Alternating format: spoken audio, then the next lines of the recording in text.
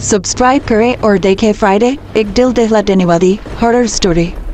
बिना घबराए bell icon press करना ना भूलें। इस कहानी के लेखक है संजय कामले। कभी भूत देखा है आपने, या कभी ऐसा अनुभव, मतलब अपने साथ घटी वो भयानक अकल्पनीय घटना कोई शब्दों में बयान नहीं कर सकता, लेकिन उस घटना से आपकी पूरी जिंदगी बदल जाती है। जिस जगह ये अजीब अनुभव आता है, उससे मन में डर सा बन जाता है। ऐसा ही एक अनुभव मैं बताने वाला हूं। रात के 11 बजे है। मैं अपने छोटे से कमरे में बैठा हूं। कुछ दिन पहले बाहर क्रिकेट खेलने वाले बच्चों से मेरी खिड़की की कांच टूट गई। उस टूटे हुए कांच से बाहर का घना अंधेरा मैं महसूस करता हूं। मेरे कमरे के लाइट्स बंद है, साइलेंट मोड पे मोबाइल चार्जिंग पे है, और मैं अपना अनुभव आपके साथ बांटने वाला हूं। किसी को सच लगेगा या तो कोई मेरा मजाक उड़ाएगा। खैर, हमारे जैसे कई लोग काम के साथ अपनी पढ़ाई पूरी करते हैं। मैं भी ऐसे ही एक पार्ट टाइम काम करता था। दिन भर कॉलेज और रात में पड़ोस के चाचा की रिक्शा चलाता था। थोड़ी बहुत कमाई होती थी, जितना टाइम काम उतनी कमाई, इसलिए काम में वक्त का कोई अंदाजा नहीं होता था। पढ़ाई की सामग्री में साथ रखता था, खाली समय में पढ़ने के लिए। पर उस अनुभव ने मेरी पूरी जिंदगी बदल दी। 2 साल पहले अगस्त महीने का वो दिन था। उस दिन सुबह से ही मूसलाधार बारिश हो रही थी। मैं हर रोज की तरह साइकिल पर कॉलेज की ओर जा रहा था। बारिश कम होने का कोई संकेत नहीं और मेरी साइकिल की चेन निकल गई। मुझे कॉलेज पहुंचने में देरी हो गई। सर ने मुझे अगले लेक्चर तक बाहर रुकने को कहा। उनकी बातें मुझे बुरी लगी, पर मेरे पास कोई और विकल्प नहीं था। मेरी गर्लफ्रेंड के साथ भी अनबन हो गई, क्योंकि उसका बर्थडे था और मैंने उसे 12 बजे विश नहीं किया। वो गुस्से से चली गई। अपने दोस्तों से जाके बात करने लगा तो वो भी आज मुझसे नाराज थे। हमारा कहीं घूमने जाने का प्लान था और मैं भूल गया। साला आज का दिन ही बेकार है, पता नहीं और क्या बुरा होने वाला है। ये कहते हुए मैं वहां से निकला। वो कहते हैं ना, नसीब के आगे किसी की नहीं चलती। मन में ठान लिया था आज किसी के साथ उलझना नहीं है, और मैं घर पहुंचा। रात हो गई, ड्यूटी पे जाने का वक्त हो चुका था।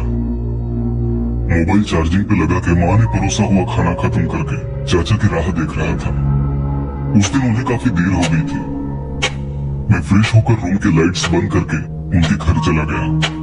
रिक्शा की चाबी हाथ में थमाते हुए चाचा ने कहा, संजू, आज बारिश बहुत है, संभल कर जाना। जी चाचा।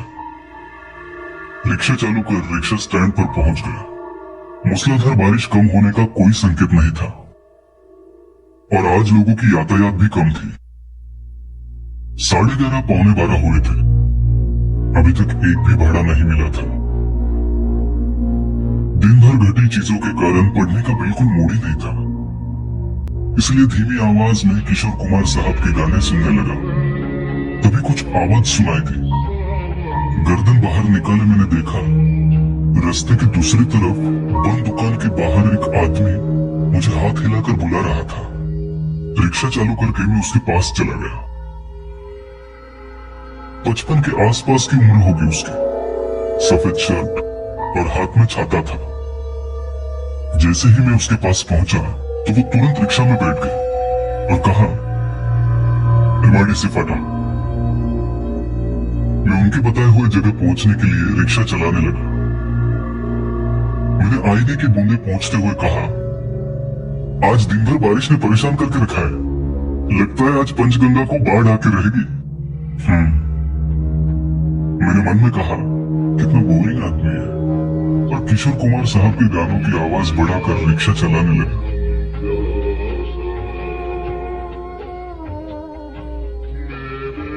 थोड़ी देर बाद मुझे समझ आया कि यह आदमी मुझे लगातार घूरे जा रहा था।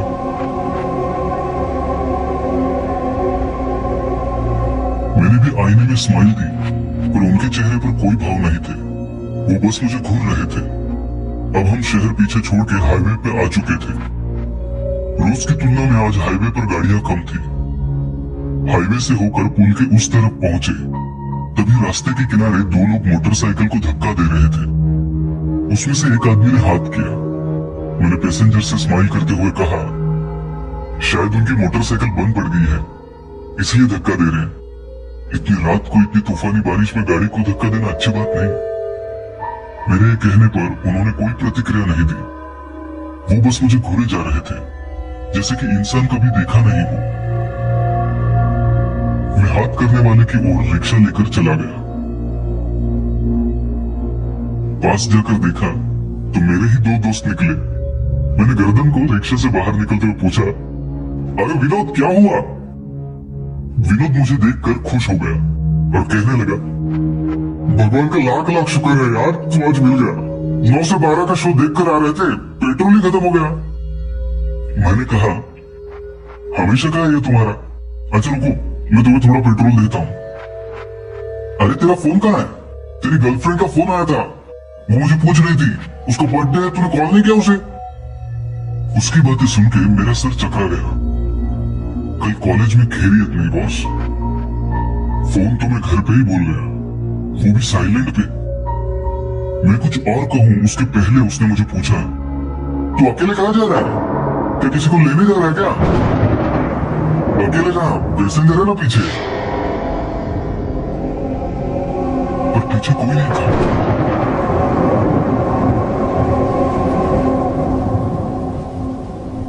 मैं रिक्शा से बाहर आजू बाजू में देखा, वो पैसेंजर कहीं नहीं था। मैंने कहा, भाग गया लगता है। अभी अभी मैंने उसे कहा था हम लोग उनकी मदद करते हैं। विनोद हड़बड़ा गया और कहा, अरे तेरी रिक्शा को काफी दूर से देख रहा था, मुझे तो कोई नीचे उतरते हुए नहीं दिखा। मुझे बहुत गुस्सा आया था। इतने वक्त से उस आदमी से बात कर रहा था, अचानक कहाँ चला गया? पैसे देने पड़े इसलिए भाग गया लगता है। मैंने विनोद को पेट्रोल दिया और वहां से निकल आया। हाईवे पे थोड़ी दूर बाद एक बस स्टॉप पे एक जोड़ा दिखाई दिया। मैंने उनके पास रिक्शा रुकाई। उन्हें थोड़ा दूर जाना था। रिक्शा का मीटर डालते हुए हमारा सफर शुरू हो गया। रात के करीब 1:30 बज चुके थे। उनके बताए स्थान पर पहुंचने में अभी काफी वक्त था। मैंने पीछे दोनों को देखा, दोनों बातों में व्यस्त थे। कहीं ये भी भाग तो नहीं गए, इसलिए पीछे देख के चेक किया। थोड़ी देर में सामने एक आदमी खड़ा हुआ दिखा। मैंने रिक्शा उसके पास ली और मेरा दिमाग ही घूम गया। मैंने उसे पहचान लिया और गुस्से से कहा, ओ चाचा जी, ओ चाचा जी, आप तो रिक्शा से भाग गए, चलो मेरा पैसा निकालो। रिक्शा में बैठे वो पैसेंजर थोड़ी घबरा गए, पर मैंने उन्हें सारी हकीकत बताई। फिर वो दोनों चाचा को पैसे देने के लिए कहने लगे, ओ चाचा जी, चलो पैसे निकालो, आदमी कभी देखा नहीं क्या?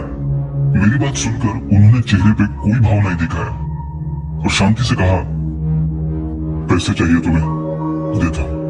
बेटा, थोड़ी देर में मेरा घर है, मुझे वहां छोड़ दो, उतरते ही मैं तुम्हारे पैसे दे दूंगा। उनका हताश चेहरा देखकर मैं और पीछे बैठे पैसेंजर राजी हो गए और उनके घर की ओर मैं रिक्शा चलाने लगा। बीच बीच में आईने से उन्हें देख रहा था, कहीं वो फिर से भाग तो नहीं गए, पर वो अभी भी मुझे घूर रहे थे। कुछ दूरी पर पुल पार करके उन्होंने मुझे रिक्शा रोकने को कहा। मैंने रिक्शा रोकी और आजू बाजू देखा। आसपास में कोई घर, कोई गांव नहीं था। दूर दूर तक घना अंधेरा और सन्नाटा था। मैंने कहा, चाचा, पूरे पैसे नहीं है तो कोई बात नहीं, आप बैठो, मैं आपको गांव तक छोड़ता हूं। अंदर बैठे पैसेंजर ने भी कहा, चाचा, आपके पैसे हम दे देंगे, पर इतनी सुनसान जगह पर मत उतरिए। पर चाचा ने किसी की नहीं सुनी। वो रिक्शा से उतर गए।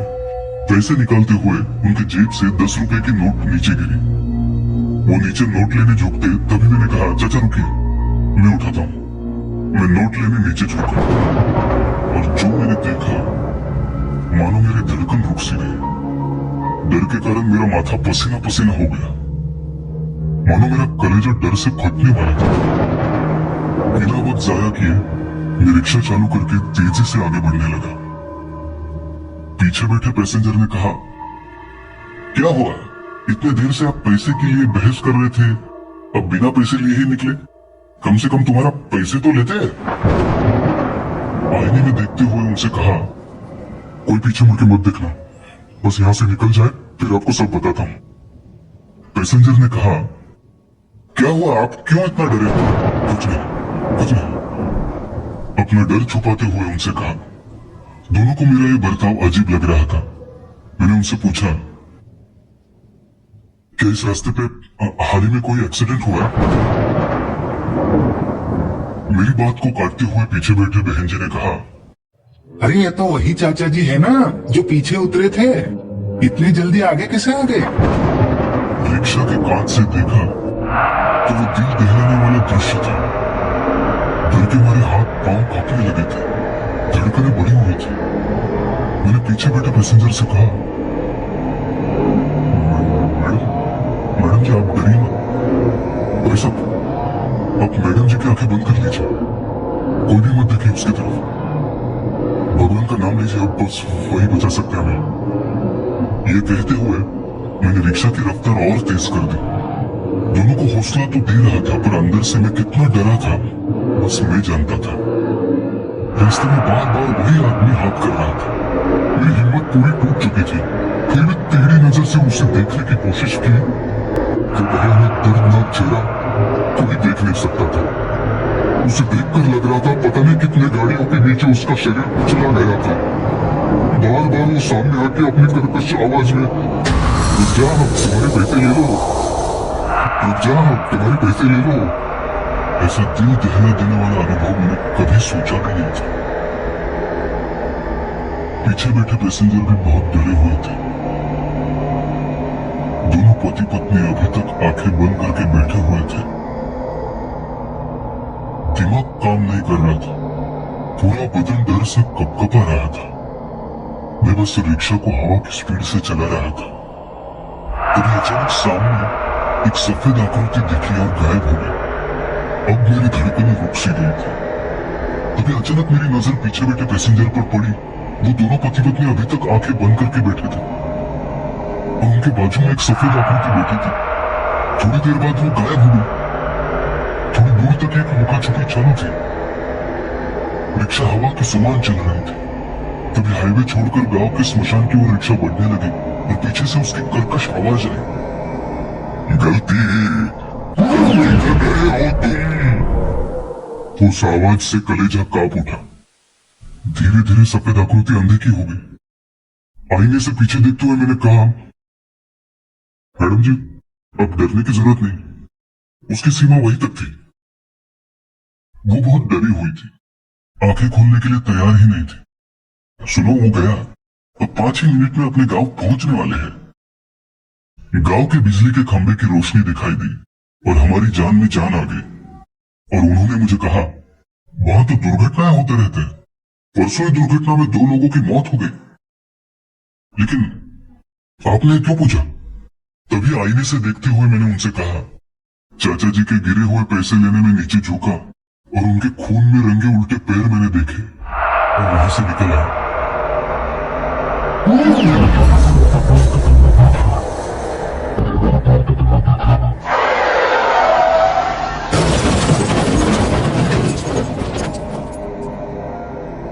तभी मेरी नजर गांव में लगे एक डिजिटल बोर्ड पे आके रुकी। डिजिटल बोर्ड पे उसी पति पत्नी के फोटो लगाए थे जो मेरे रिक्शा में बैठे थे और नीचे लिखा था, हमारे परम मित्र और उनकी पत्नी का दुर्दैवी निधन, भावपूर्ण श्रद्धांजलि। और मैं बेहोश हो गया। होश में आया तो मैं अस्पताल में था। डॉक्टर मेरे पास में ही किसी का ऑपरेशन कर रहे थे। ऑपरेशन, चीरफाड़, ये सब मुझसे देखा नहीं जाता, इसलिए तुरंत मैं वहां से बाहर आ गया। सामने ही मेरा परिवार और दोस्त थे। मैं उनसे कुछ बात करता, तभी दो वार्ड बॉय एक जख्मी निष्प्राण लड़की को अंदर ले गए। शायद उनके साथ कोई दुर्घटना हुई थी। उसका पूरा शरीर जख्मी था, बहुत बुरी हालत थी उसकी। तभी उसी तरह दिखने वाली जख्म से भरी हुई लड़की सामने से आती हुई दिखी। वो मुझे गुस्से से घूर रही थी। मैंने उसे पहचान लिया था। उसकी जुड़वा बहन या शायद रिश्तेदार को अभी अभी और बार अंदर लेके गए थे। वो मुझे गुस्से लाखों से देखते हुए अंदर गई। बस तभी मेरी नजर उस कमरे के बाहर लिखे बोर्ड पर गई। बोर्ड पढ़कर मेरा दिमाग सुन्न सा हो गया। सब कुछ मेरे समझ के परे था। दौड़ते हुए मैं कमरे के अंदर गया और जो सामने देखा, मानो मेरे होश ही उड़ गए। सिर चकराने लगा। अभी वहां ऑपरेशन नहीं, पोस्टमार्टम चल रहा था। वो भी मेरे ही शरीर का।